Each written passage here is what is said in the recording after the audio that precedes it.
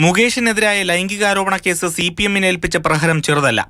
നിരപരാധിത്വം തെളിയിക്കാൻ പാർട്ടി മുകേഷിന് അവസരം നൽകിയെങ്കിലും അത് ക്ലീൻ ചിറ്റ് അല്ല. മുകേഷിന്റെ മുൻകൂർ ജാമ്യാപേക്ഷയിൽ നാളെ കോടതി വിധി പറയും. ഉത്തരവ് വരുന്നതുവരെ അറസ്റ്റ് പാടില്ലെന്ന കോടതി നിർദ്ദേശവുമുണ്ട്. എന്നാൽ മുൻപ് കോൺഗ്രസ് MLA-മാരായ എൽദോസ് കുന്നപ്പള്ളിയുടെയും M. വിൻസെന്റിന്റെയും കേസുകളിലെ പോലെ അറസ്റ്റുണ്ടായാൽ പാർട്ടി മുകേഷിനെ കൈവിട്ടേക്കും.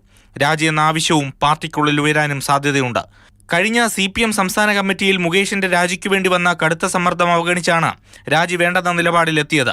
മുകേഷ് അടക്കം കുറ്റാരോപിതർക്ക് മുൻകൂർ ജാമ്യം നൽകരുതെന്നാണ് പ്രത്യേക അന്വേഷണ സംഘത്തിന്റെ ആവശ്യം. പരാതിക്കാരുടെ രഹസ്യമൊഴി കണക്കിലെടുത്ത് മുൻകൂർ ജാമ്യം നൽകിയാൽ സാക്ഷികളെ സ്വാധീനിക്കാനും അന്വേഷണത്തെ തടസ്സപ്പെടുത്താനും സാധ്യതയുണ്ടെന്നാണ് അന്വേഷണ സംഘത്തിന്റെ വാദം. പോലീസിനെയും മുഖ്യമന്ത്രിയുടെ പൊളിറ്റിക്കൽ സെക്രട്ടറിയെയും പ്രതിക്കൂട്ടിലാക്കിയ PV അൻവറിന്റെ വെളിപ്പെടുത്തലുകൾ കത്തുമ്പോൾ പാർട്ടി നേതൃത്വവും കടുത്ത സമ്മർദ്ദത്തിലാണ്. സമ്മേളനങ്ങളിൽ നേതൃത്വത്തിന്റെ ധാർമ്മികത ചോദ്യം ചെയ്യപ്പെടുമെന്നും ആശങ്കയുണ്ട്. മാതൃഭൂമി ന്യൂസ്, തിരുവനന്തപുരം.